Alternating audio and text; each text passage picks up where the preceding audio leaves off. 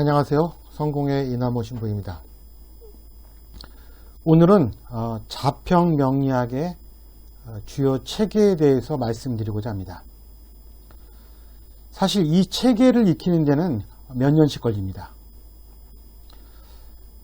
저도 사실 이 체계의 개념만 알고 있을 뿐 풀이에는 능숙하지 못합니다.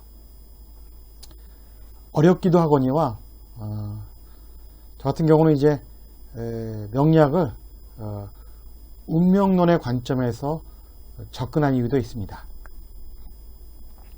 그래도 명리학을 배워보고자 하신 분들에게 다음 사이트를 추천합니다. 유튜브 창에 피클의 행복한 명리를 치시면 됩니다. 물론 이분도 시청자들이 기본 개념을 안다는 전제하에 강의를 하고 있기 때문에 초보자들에겐 쉽지 않습니다. 그러나 가장 진솔하고 양심적인 강의여서 추천드립니다. 이제 명리학의 체계에 대해서 알아보도록 하겠습니다. 과연 자평 명리학은 어떠한 방법을 통해 유학의 직관적이고 선언적인 운명인식을 체계적이고 학문적인 방법으로 변화시킬 수 있었을까요? 즉, 자평 명리학은 어떠한 체계를 고안하여 길흉화복이 혼재하는 인간의 운명을 논리적으로 추론할 수 있었던 건가요? 거기에는 무엇보다도 연애자평, 자평징전, 적천수 등 명리학의 주요 저서를 관통하는 4가지 핵심 체계가 있습니다. 즉, 중화사상, 용신, 격국, 그리고 행운이론이 그것입니다. 중화사상은 사주팔자의 감명에 있어서 매우 중요한 개념입니다. 중화의 개념은 중을 이해하는 데서 시작됩니다. 문자학의 연구에 따르면 중이 명사로 쓰일 때는 중앙, 구심점을 뜻하며 동사로 쓰일 때는 관역의 한가운데를 마친다는 뜻으로 형용사로 쓰일 때는 적당한, 합당함 등으로 쓰입니다. 이들의 단어는 모두 다르지만 그 의미는 일관되게 사용됩니다. 중은 주역에서도 중요한 개념입니다. 50개의 산가지로 괴를 뽑기 위해 점을 치는 것을 설시라고 하는데, 이 설시 과정에서 상괴나 하괴의 중간효인 이효와 오효를 얻는 것을 득정이라고 하여 길한 것으로 여겼습니다.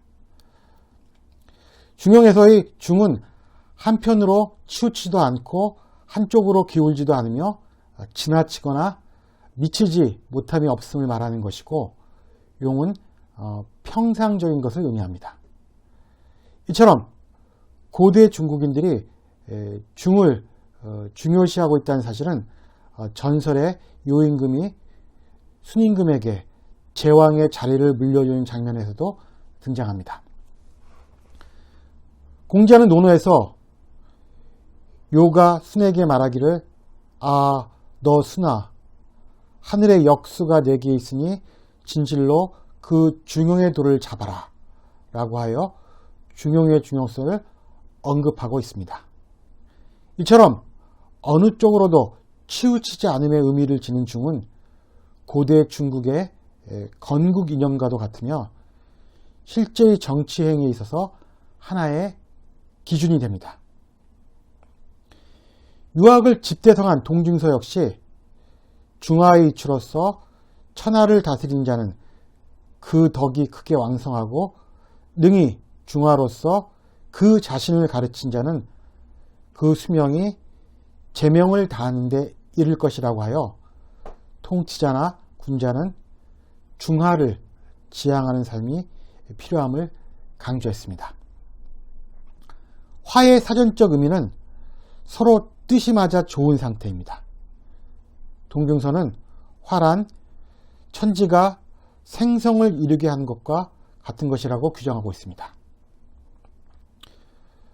고대 중국인들의 화에 대한 태도는 공자의 군자는 화합하지만 부하내동하지 않고 소인은 부하내동하지만 화합하지 않는다는 말에 가장 잘 드러납니다. 고대 중국인들에게 중화는 천지와 인간의 조화, 인간과 인간의 조화를 아우르는 개념이라고 볼 수 있습니다. 명리학에서 중화란 사주가 균형을 이루는 모습인 평행의 상태를 지향하며 이를 궁극적으로 사주 안에서 음양오행과 한난조습이 어느 한쪽에 치우침이 없는 상태를 말합니다.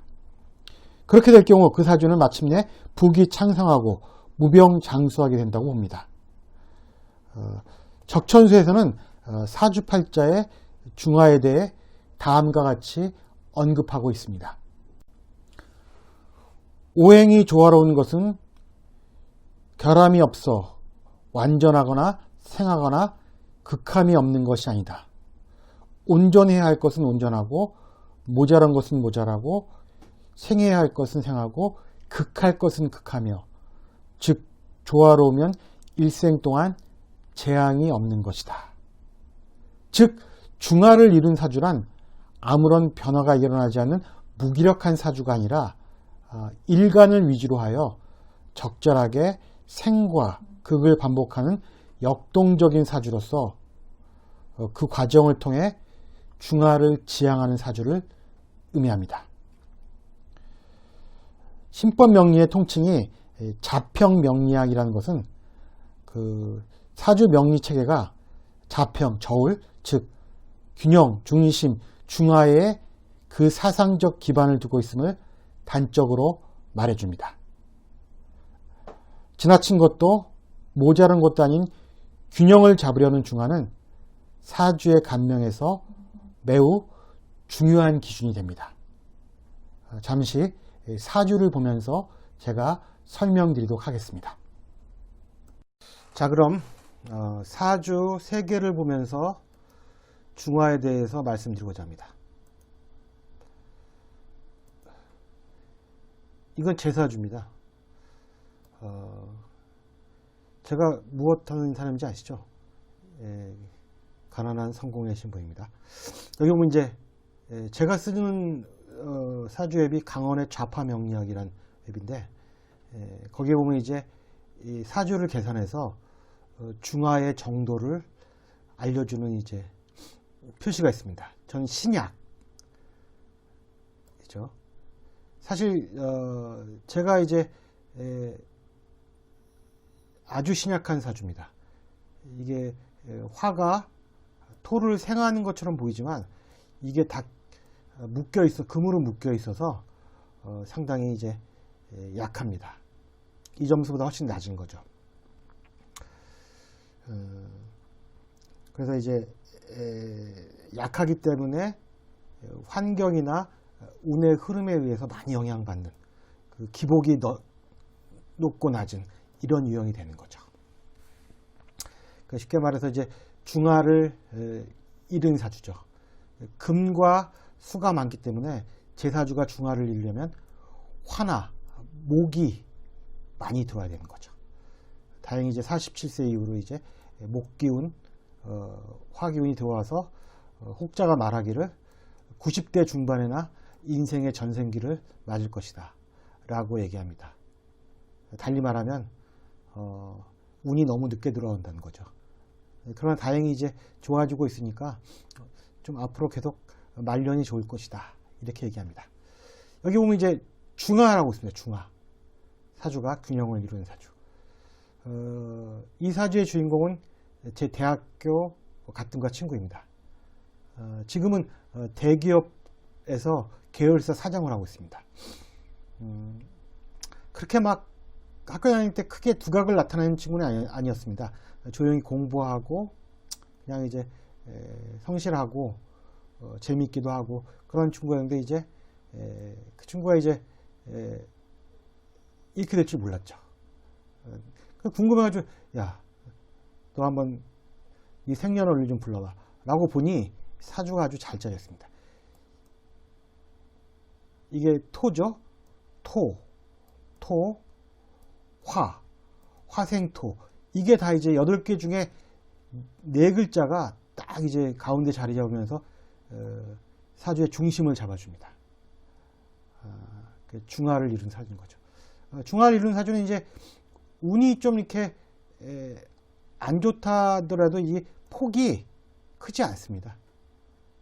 다 이제 방어해낼 수 있는 이제 힘을 갖고 있는 사주라고 볼 수 있습니다. 여기 이제 극신강. 왜 극도로 몸이 강한가? 보면 이제 이 친구들이 토입니다. 토가 3개나 있고 또 토를 생해주는 화도 3개나 있어요. 그러니까 8글자 중에 자기와 같은 편이 이제 6개인 거죠. 그래서 이제 이것도 어느 정도 이제 상당히 균형을 이룬 사주인 거죠. 너무 자기만 있으면 안 되는 거죠. 뭐 관도 있고 재도 있고 이래야 되는데 안타깝게도 이제 지금까지 이제 독신으로 지내고 있는 그래서 좀 삶의 기복이 좀 컸던 친구라고 할 수 있습니다. 지금은 직장 생활하고 있고요. 이것처럼 이제 그 우주는 항상 중화를 이루어요. 봄, 여름, 가을, 겨울 항상 비슷한 정도로 순환을 하는데 이 채널에 사주가 이렇게 이 흐름을 타려면 대충 이제 중화적인 요소가 강해야 됩니다. 그렇지만 이제 이렇게 들쑥날쑥하면 이제 흐름을 못 따라가는 거죠. 채널이 맞지 않는 거죠. 그래서 이제 이런 친구의 사주는 이따 말씀드리겠지만 뜨겁고 화토가 강하기 때문에 묻었기 때문에 금수가 필요하다. 이게 용신이 되는 거죠. 저도 마찬가지입니다. 다 금이고 이게 수니까 이제 목화가 필요하다. 이렇게 가는 거죠. 이러면서 이제 중화를 이뤄 가는 건데 중화를 이루게 하는 그 채널이 바로 용신입니다. 이건 이제 또 이따가 설명드리도록 하겠습니다. 이제 2번째 체계인 용신에 대해서 말씀드리고자 합니다. 중화는 사람 운명의 기륭화복을 좌우하는 관건이지만 현실상 중화된 사주는 매우 드물고 대개 한쪽으로 치우치게 마련입니다. 이럴 경우 중화를 실현하도록 하는 음양오행의 간지가 바로 용신입니다. 즉 용신이란 사주팔자의 중화를 달성하는 천간 혹은 지지로서 사주 명리 체계에 있어 중화 사상의 핵심 요소입니다. 제 사주의 경우 금수가 많은 편입니다. 그래서 화가 꼭 필요합니다. 이 화, 이것이 제 사주의 용신이 되는 것입니다.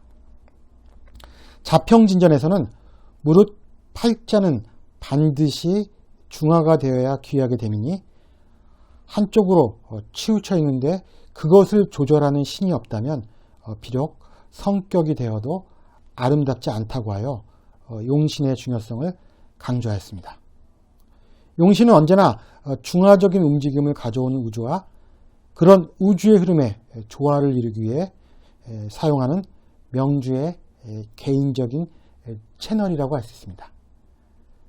그러니까 이제 운에서 저 같은 경우는 화가 들어오면 사주가 균형을 맞추기 때문에 이전보다는 좀 수월하게 삶을 살아갈 수 있다는 거죠. 따라서 개인이 우주와 조화를 이룰 수 있는 적절한 채널을 가지고 있다면 큰 문제가 되지 않겠지만 그렇지 않을 경우에는 치우침으로 인해 삶에 큰 어려움이 발생할 수 있습니다.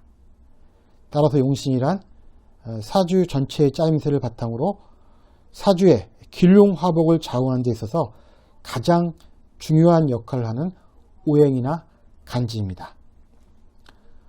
후학들에 의해 명리학의 대가로 추앙받는 박지환 선생은 이렇게 말합니다.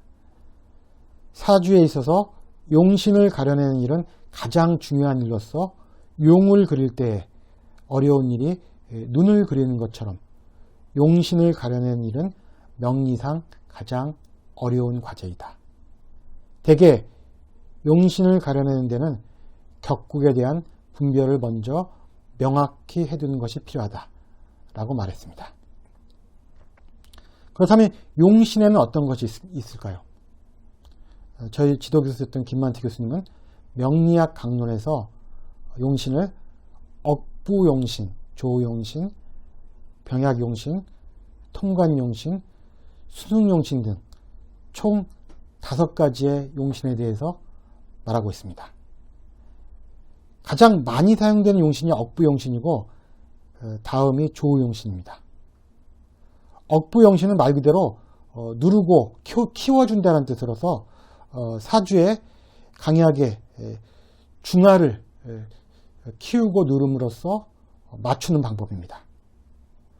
또 조용신은 기후 한난조습의 조절로 사주의 균형을 맞추는 방법입니다. 다른 용신 방법은 생략하도록 하겠습니다. 그러면 억부용신에 대해서 말씀드리겠습니다. 명리학원에서는 명은 용신이 아주 기묘한데 용신을 보는 법은 억부에 불과할 뿐이다. 약한 것은 도와주어야 마땅하므로 도우는 것이 곧 용신이다. 도우는 것이 지나치면 그 도우는 것을 억제하는 것이 용신이다. 도우는 것이 모자라면 그 도우는 것을 돕는 것이 용신이다. 강한 것은 억제하는 것이 곧 용신이다. 억제하는 것이 지나치면 그 억제하는 것을 억제하는 것이 용신이다. 억제하는 것이 모자라면 그 억제하는 것을 돕는 것이 용신이라고 하여 억부용신에 대한 정의를 내리고 있습니다. 또 연화제평은 신왕하면 사주가 강하면 인수의 노고를 바라지 않고 즉 인수 나를 도와준 요소죠. 어머니에 해당되겠죠. 신약하면 재간을 기뻐하지 않는다. 재물과 관직 몸이 약한데 재물과 관직을 누릴 수 없기 때문입니다. 중화는 복이 되고 편당, 치우침은 재앙이 된다. 따라서 천시를 추리하고 지리를 관찰해서 태가와 불급을 줄이고 중화로서 취용한다 라고 하여 억부용신의 쓰임새에 대해 말하고 있습니다.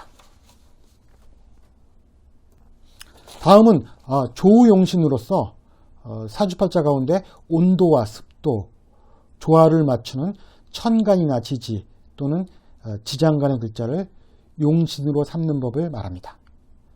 즉 조용신이란 한난조습을 조절하는 용신이라고 할 수 있습니다.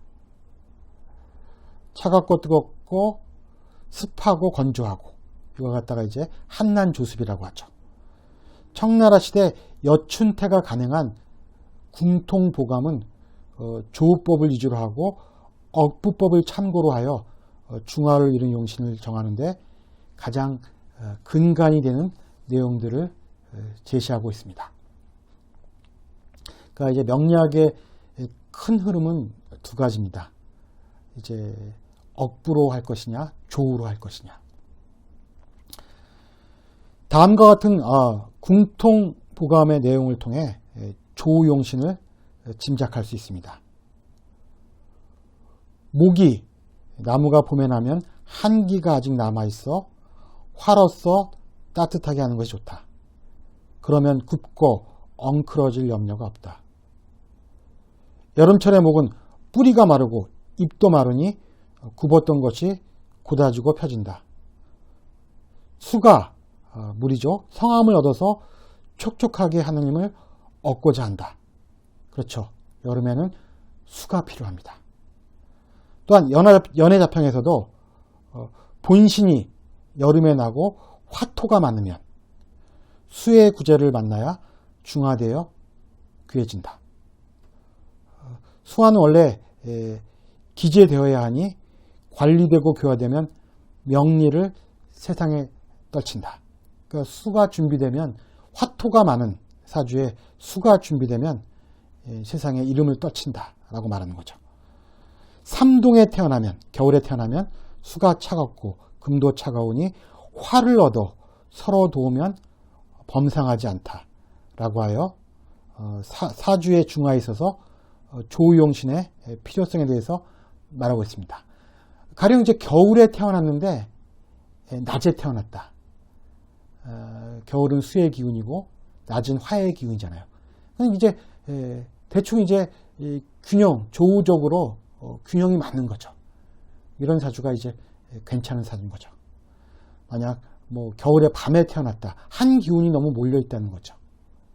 그럼 이제 약간 이제 운을 기다려야 하는 그런 이제 처지가 되는 것이죠.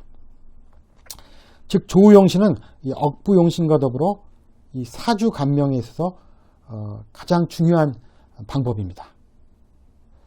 그리고 사주를 사람이 갖고 있는 사주를 갖다가 자연의 물상으로 치환하여 감명하는 방법이라고 할 수 있습니다. 인간을 일종의 자연물로 보는 거죠. 목화토 금수의 합성체, 그리고 그 결여 지점, 무엇이 필요한가, 이렇게 파악하는 것이 이제 조우용신입니다. 실제 임상에 임하는 역술가들에 의하면 사주의 90% 정도가 억부용신과 조우용신을 통해서 그 감명이 가능하다고 합니다. 이상과 같이 용신의 개념과 쓰임새 그리고 종류에 대해서 알아보았습니다. 사주 감명에 있어서 용신은 매우 중요한 요소입니다. 용신을 어떻게 잡느냐에 따라 운명에 대한 해석이 달라집니다. 제대로 된 용신을 선택하는 방법에는 왕도가 없습니다. 그리고 용신을 찾기 위해서 끊임없이 상담을 합니다.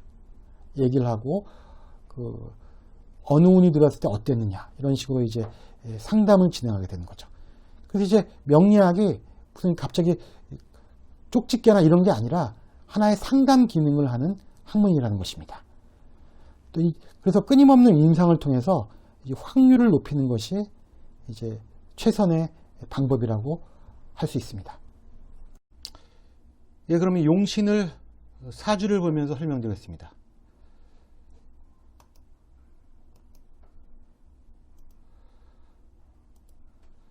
제가 말씀드렸죠. 이게 금이 된다고요. 완벽하게 금이 되는 게 아니라 이 화지만 금이 한 70, 화가 한 30% 정도 기능한다고 보시면 됩니다. 아주 죽진 않았겠죠. 저 같은 경우는 이제 금이 많고 수가 많잖아요. 그 이제 결국은 저한테 필요한 게 목이나 화가 되는 거죠. 화. 이 목과 화를 갖춰야만 이제 균형이 맞게 되는 거예요. 중화를 이루게 되는 것이죠. 그래서 이제 용신이 저는 이제 요 화라고 있습니다. 사중에 있는 병화, 이렇게 화라고 볼 수 있고요. 그 운까지 설명드리자면 이제 화운이 올 때가 좋은 운인 거죠. 저한테 목화운이 오면 좋은 거고, 여기 보면 이제 해자축 수운이고요. 임묘진 목은 화운 이렇게 가는 거죠. 그래서 이제 어떤 분이 얘기하기를 선생님의 전생기는 90대다. 이때 오운이 들어올 때다. 그때는 제가 있지도 않을 텐데 운을 받지 못하는 거죠. 좀 살면서 억울한 감이 좀 있죠. 이렇게 운이 늦게 들어오더니. 그래도 하여간 47세 이후에 모군이 들어오게 되면 그나마 좀 나아지기 시작한다. 2월, 3월, 4월 따뜻해지니까요. 이 친구가 아까 제가 말씀드린 이제 중화를 이루는 사주이기 때문에 이 사주의 이 원국 자체가 좀 든든하기 때문에 뭔가 이렇게 운에 의해서 이 고저가 높지 않다는 거죠. 그냥 이렇게 잔잔하게 이렇게 어려울 때와 좋을 때의 차이가 크지 않다. 그러니까 지금 57의 나이에도 이제 대기업 계열사 사장을 하는 게 아니겠습니까? 물론 59대쯤에 이제 물론 퇴직을 하겠지만 그래도 꽤 오랫동안 이제 무난하게 지내온 삶인 거죠. 또 다른 대친구 보면 이제 이 친구는 토와 화가 많습니다. 역시. 그럼 용신이 무엇이냐? 역시 토화, 화토가 많으니까 뜨겁잖아요. 뜨겁고 목도 있고. 그러니까 이제 금수가 이 친구한테는 이제 용신이 되는 거죠. 우주와 균형을 맞추는 채널. 금수의 운이 들어오면 이제 좀 나아지는 거죠. 이 친구가 이제 요즘은 그래도 많이 형편이 좋아졌습니다. 해자축 이 운이 들어오면서 훨씬 더 이제 나아지는 거죠. 86세에 이어 다시 또 모운이 들어오니까 안 좋겠지만 그때는 이미 뭐 생을 거의 이제 정리할 때가 아닌가요? 이 친구는 이제 좋아지는 운인 거죠. 늦게나마. 그러면서 이제 용신이란 그 사주에서 필요한 천간이나 지지로서 이 사주의 균형을 맞추는 그런 요소이다, 체계이다. 이렇게 이해하시면 될 것 같습니다.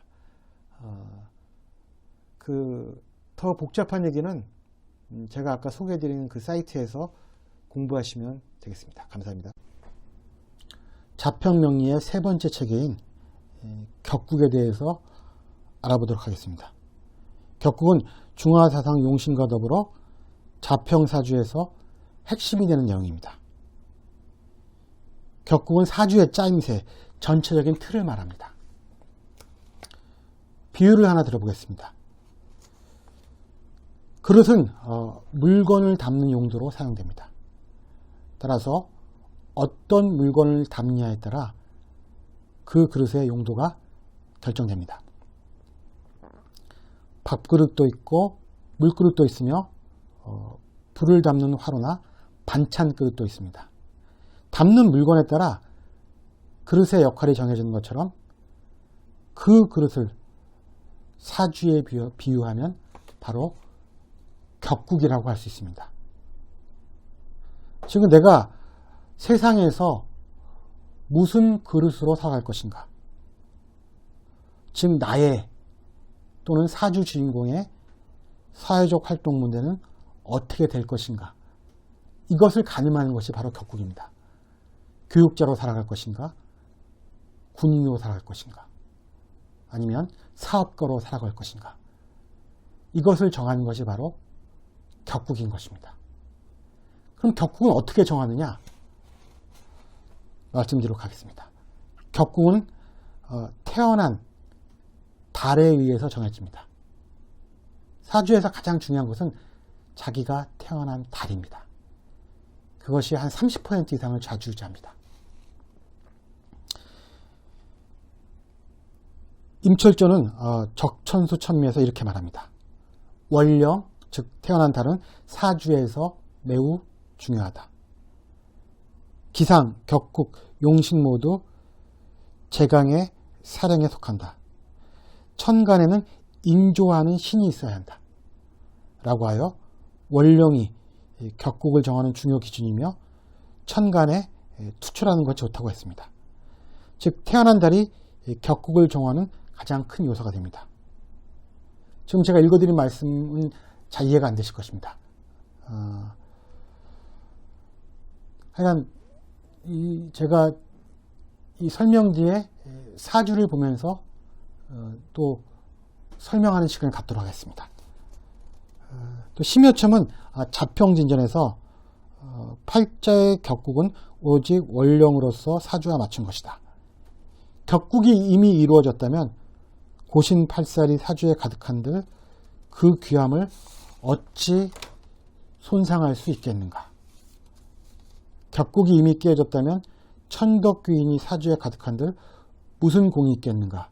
라고 하여 이 곱법명리의 신살의 효용가치에 대해서 부정적인 입장을 보였습니다.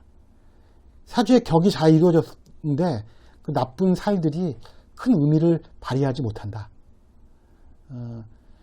좋은 살이 있다고 한들 사주에 그릇이 깨졌는데 무슨 소용이냐 말하는 것이 바로 이제 곱법명리와는 다른 자평명리의 입장이었던 것입니다.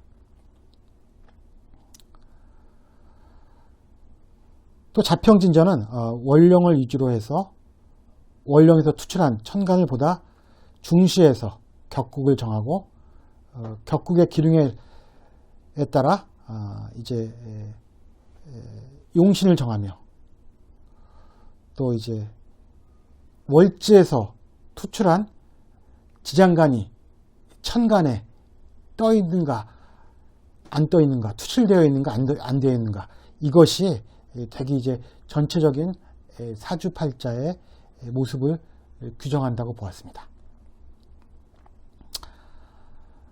사주의 격국에는 여러 가지 종류가 있으며 보는 관점 기준에 따라 10가지에서 수십 가지로 다양하게 나눌 수 있습니다.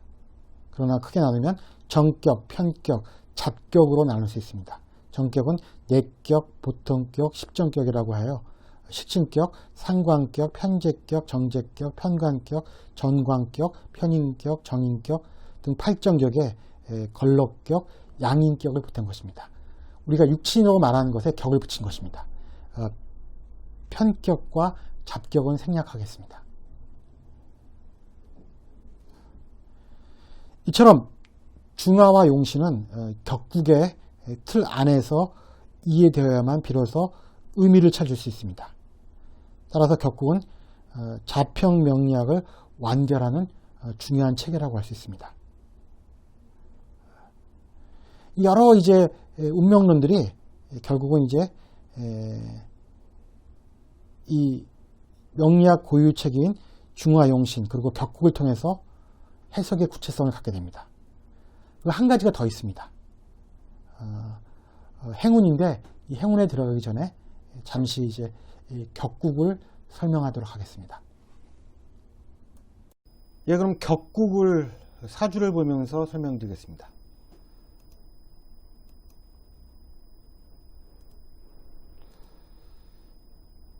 격국을 정하는 것은 월이라고 했습니다. 태어난 달. 전 이제 식신이라고 하죠. 그래서 제가 말씀드린 대로 이제 교육이나 이제 뭐 강의, 글 쓰는 거, 자기를 표현하는 일에 종사한다. 맞습니다. 근데 이제 요게 이제 월지인데 월지 안에 유 안에 경과 신이 들어있는 거죠. 경신. 이걸 지장간입니다. 지장간. 이제 땅이 포함하고 있는 천간. 지장간이 되는 거죠. 지장간.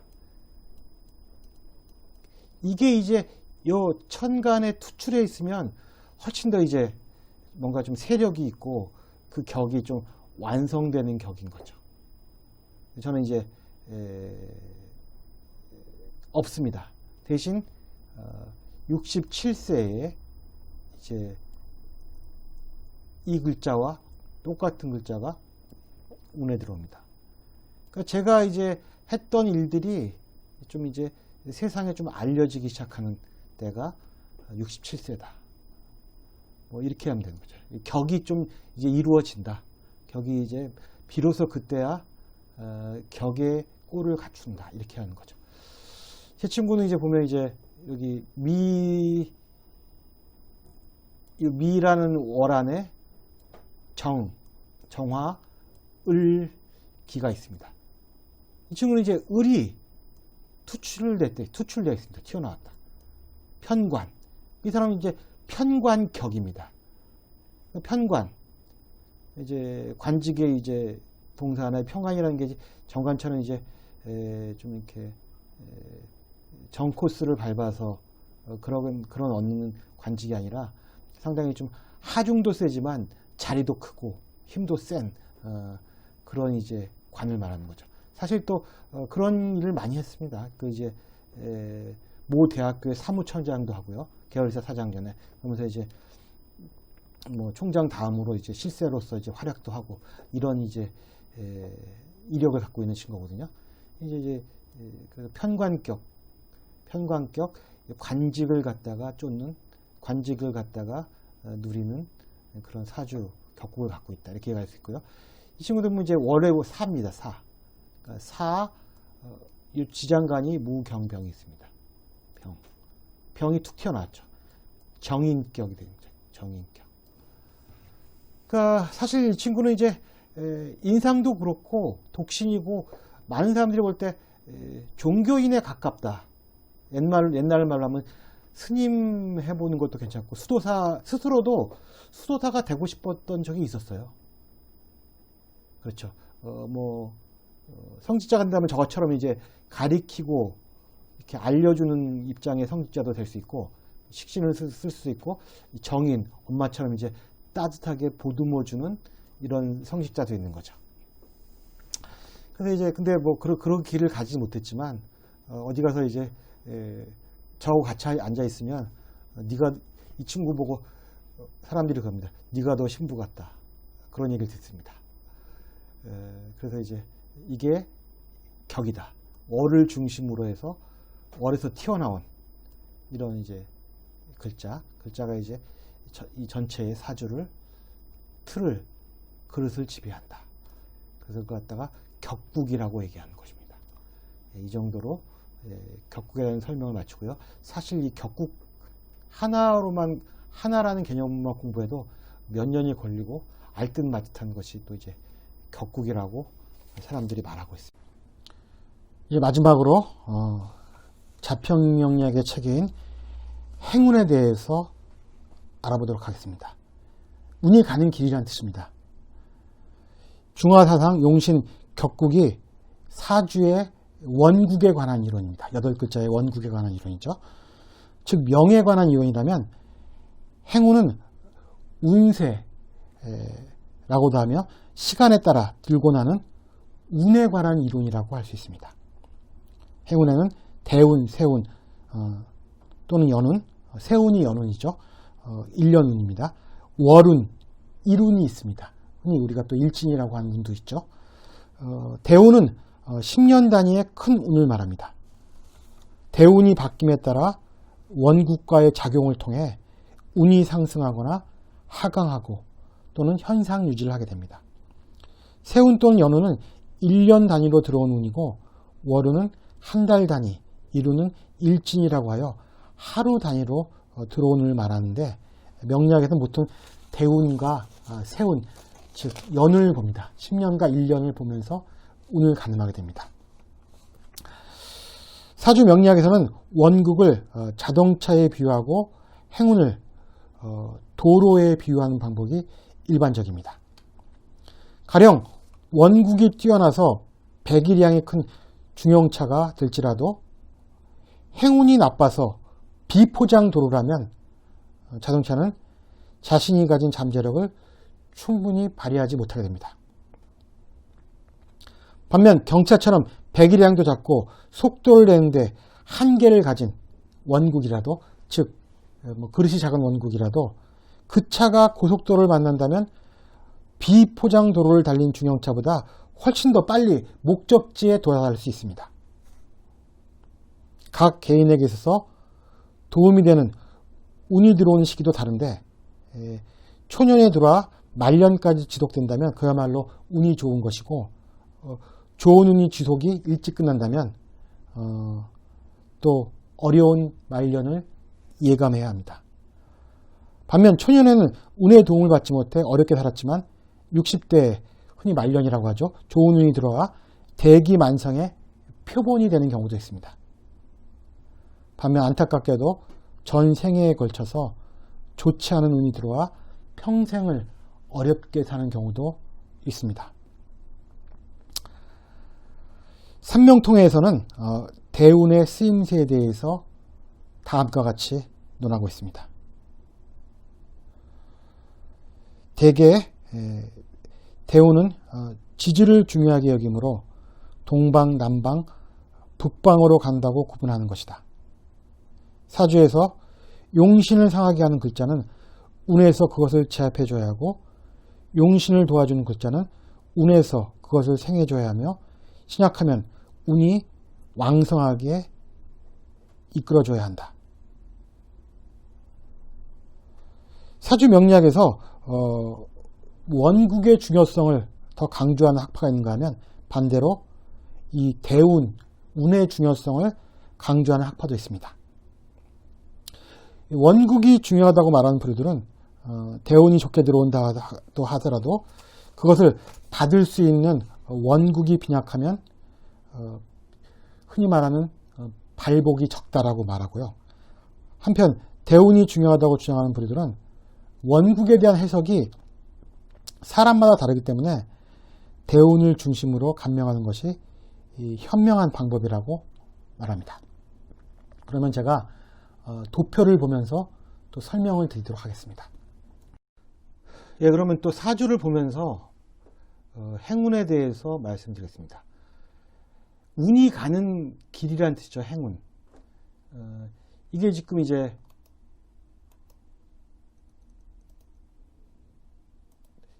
대운입니다. 대운.